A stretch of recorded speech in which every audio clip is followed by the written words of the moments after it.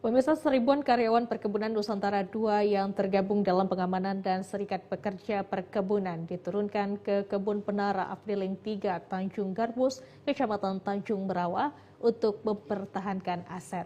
Ya, aksi ini bertujuan untuk mempertahankan dan menjaga aset negara dari oknum mafia tanah yang akan menyerobot khususnya Kebun Penara. Kabag Pemanfaatan dan Pengamanan Aset PT PN2, Rido Syaputra Baduru, mengatakan areal Kebun Penara ini merupakan milik PT PN2 dan akan tetap dipertahankan. Seluruh karyawan PT PN2 wajib menjaga aset dan areal dari tindakan penyerobotan atau usaha dari pihak yang tidak bertanggung jawab, khususnya dari oknum mafia hukum, mafia tanah, serta mafia pengadilan. Rido berharap stakeholder pemerintah, aparat TNI Polri agar menerima kehadiran seribuan karyawan perkebunan untuk mempertahankan aset perusahaan Kebun Penara dengan HGU aktif nomor 62. Dengan mempertahankan aset yang ada di PT PN2 ke depan bisa menjalankan aktivitasnya dan karyawan dapat bekerja dengan baik.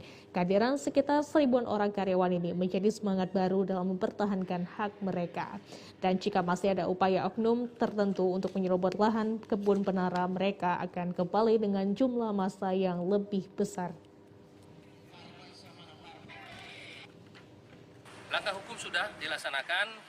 Kepala bagian hukum Pak Ganda itu sudah menindaklanjutin, ya, itu sudah sampai PK. Kemudian juga sebagaimana yang dijelaskan, mungkin rekan-rekan media tahu, untuk hal-hal yang berkaitan dengan pemalsuan dokumen terhadap dasar-dasar dari masyarakat, ya, itu sudah juga dilaporkan dan kita laporkan ke kepolisian Sumatera Utara tentang adanya tindak pidana pemalsuan. Sehingga dalam waktu dekat kita berharap kepada kepolisian ini bisa terungkap, sehingga saya yakin dengan diungkapnya permasalahan ini, kasus ini, perkara-perkara yang lain akan juga bisa diungkap. PT PN2 Mahdian Triwahyudi mengaku kehadiran SPP ini untuk melindungi areal perkebunan PT PN2 sesuai dengan undang-undang. Luas areal perkebunan, Kebun Penara sekitar 533 hektar ini masih HGU aktif nomor 62 dan harus dilindungi dari oknum mafia tanah, penyerobotan dan gugatan Rokani CS di pengadilan dengan objek Kebun Penara tidak pada tempatnya. Adalah dari perusahaan perkebunan ke perusahaan multiusaha berdaya saing tinggi.